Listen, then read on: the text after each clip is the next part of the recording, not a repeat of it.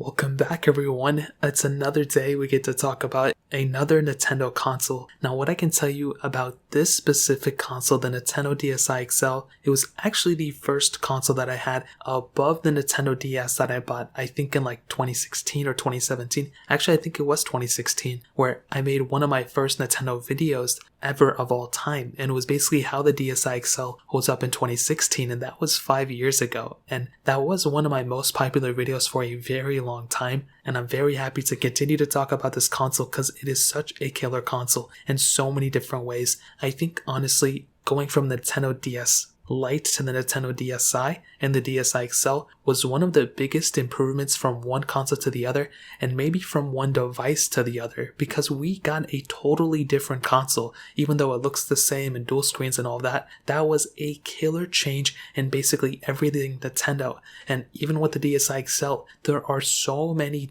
things that the DSi XL brought that are still coming with the Nintendo Switch and all these other consoles that are going to continue forward without a doubt. So without a doubt, this console is killer. It's a legendary, it's goated in that sense. Now, the DSi and DSi XL came out back in 2008 and 2009. So first of all, the DSi came out in 2008. I've already talked about that specific console a ton. The DSi XL came out a year later in 2009. And I remember hearing about this console coming out constantly. And it's funny because this thing came with a different stylus that was like sold separately or something like that. And that thing was talked about a ton as well. And there were a bunch of bundles that came with that console. And I liked it. The DSi XL was that one console that I did use quite a bit. I'd never modded the DSi XL, I don't think. Maybe I did. If I look back at my videos, maybe I'll find a video I modded it. But I really used that R4 card, which I loved.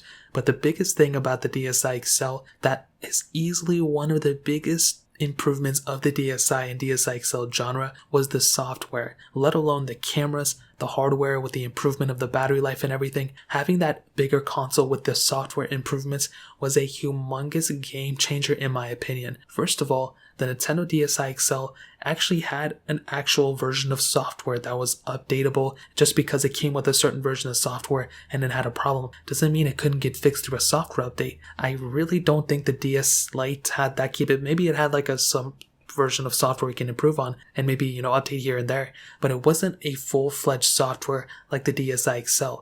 To give you an example, with the Nintendo DS Lite, you really had to buy games in order to even get some sort of functionality. Besides PictoChat, besides everything else, with the DSi and DSi XL, specifically with the XL because we're talking about in this video, you could buy this console and buy all your games digitally, put it on your SD card that came with this thing, and you really didn't even have to leave your home if you didn't want to. Now, I don't think at that time every single game was available on that Nintendo DSi shop or DSiWare, whatever it was called, but it was the stepping stone that eventually gave us the Wii U shop, and then with the Nintendo eShop right now, with the Switch, you can pretty much practically buy every single game from there. I bought Super Smash and I bought all these games from it, but it stemmed from the DSi XL. So that's a humongous thing to keep in mind in my opinion. Now, like I mentioned, this thing came out many years ago, and I'll go ahead and break down the body. So there were actually a couple of different versions of, the coloring scheme of this specific console. We had the black, the crimson black, we had a white one, I think, we had this red one, we had like a grayish one too, but we also had this Super Mario one, which was like a limited edition one that I have to buy. I keep forgetting to get it, but that one was a very, very awesome color. You need to buy that, it's so beautiful. And with this specific console, again, no backwards compatibility, but it's totally okay. You did have that back camera on this thing, which, as I mentioned before, is very funny. I mean, I'm glad it has that camera. It's kind of, peculiar in a way because, nowadays nobody uses a camera on their consoles. The Switches don't even have any cameras, but this thing at that time had dual cameras, one on the back and one on the front as well, which was awesome. And to be honest, I have to say this, when the DSi came out in 2008, there weren't even a lot of phones that had front-facing cameras. We didn't get a front-facing camera on our iPhone until 2010. So keep that in mind. That's pretty, the DSi and DSi XL, I'm not saying they were like ahead of their time, but they definitely were ahead of their time in this specific case. Now, flipping it open, you had that dual screen technology, pretty much the same size displays. Unlike with the 3DSs, the top screen was, bigger on some models. You had that front-facing camera there. You had the LEDs on the, left side of the display with the microphone in the center. You had the arrow keys on the left, the D-pad, whatever, on the right. And these buttons were a pretty big improvement from the DS Lite. Essentially, if you go ahead and, click on the buttons or whatever, they are actually tactile. They're actually clicking a lot more than a typical console, So that's another thing to pretty much keep in mind with the power button on the bottom left as well. And for sure, this is still a really good feeling console. The screens click into place. Now, I have heard and I've actually had some consoles that get a lot of dust within the specific crevices or where it pops open, so that's kind of something that kind of bothered me a little bit.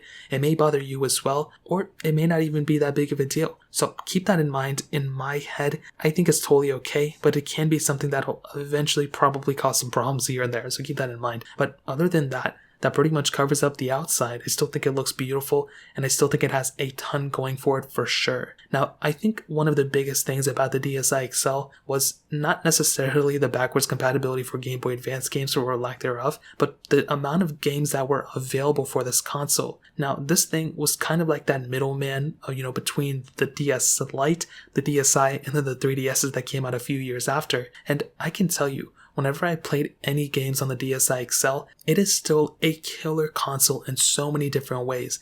I really didn't like the novelty of the 3DS toggle on the 3DSs. I just felt like it was kind of random. With this specific console, you would not believe how good the battery life was. The screens were honestly one of the worst screens I've ever seen on a Nintendo console. It kind of looked kind of like the Nintendo Switch Lite, to be honest. Actually, the Switch Lite isn't even as bad as these. Like, the resolution was still the same as the DSi screen, so everything was pixelated. I've never seen a display where I can actually see the pixels. This was one of those consoles. So not everything was perfect on this, specific device. I just remember that. So you can really discern all the pixels. Like, I don't know what the resolution of this thing was, but it was pretty pixelated. But it really wasn't that bad of an experience. Whenever you play a game, like whenever I played a game on these when I was younger, or even when 2016, 2017 when I bought it, I didn't really care about the pixels. I just cared about playing the game. As long as I could play the game, it really didn't matter what the screen I was looking at it, as long as I was having a good time. Now, if I eventually switched up to the Nintendo Switch, I would have had a way better experience even on that 720p panel. But this one, do keep in mind that it was kind of pixelated, but the gaming library on this thing is crazy. You can literally just, as I mentioned before, the amount of games that you can play on this thing is crazy. And if you're willing to mod it, you can even get even more capability on top of that. So this console in and of itself, like I mentioned before, it's goated. It is just a legendary console. And the fact that it was this much bigger of a console and had this much capability was seriously some awesome stuff. And as I mentioned, right now there's really no shop available for this. I think the 3DS shop also went out or something like that. I made a video about that on my second channel last year, and I think it's okay. I think the fact that it doesn't get any more software updates, or it didn't get any more games or whatever, I think it's okay. But more so than even the gaming library or the way this console looked or the cameras on this thing, the biggest improvement that Nintendo did at that time that is still so relevant in so many different ways was in fact the software. That was by far the biggest changing factor going from the DS Lite to the DSi and DSi XL, and it's still such an amazing thing that this console brought. Now, was it perfect? No, like I mentioned, but I think if there's one takeaway in this specific video, and one reason why the DSi XL is still an amazing console, is because of the software. The software lifecycle and the longevity that Nintendo put with this console, with the ability of downloading games and downloading apps and all that stuff through your specific DSi, but on top of that, being able to go ahead and customize your DSi XL however you wanted to in terms of the software. Now, there were a ton of limitations, but it made you feel more like you were in tune with the console rather than the games. With the DS Lite, there was really nothing specific for that console that I liked. And one thing I was super jealous of the PSPs at the time were just the customizability. People were doing crazy things on their PSPs, downloading a bunch of different ROMs that just had more functionality. And I just didn't feel like I was getting that from my DS Lite. The DSi XL brought a whole different level to the whole entire console library, and it was a humongous upgrade going from a DS Lite original DS to the DSi XL in my opinion. So that really pretty much covers it up. If you guys have any other questions, or if you have your own stories about the DSi XL, let me know in the comment section below. Hit the like button, that would mean so much, but definitely hit that subscribe button. Every single subscriber that we get really does count, so it means so much if you guys can hit that. Also check out the other links down in the description as well. My Twitter, my Instagram, my other channels. More importantly than everything else, I love every single one of you guys. Hopefully I'll catch you guys in the next video. Peace out till then.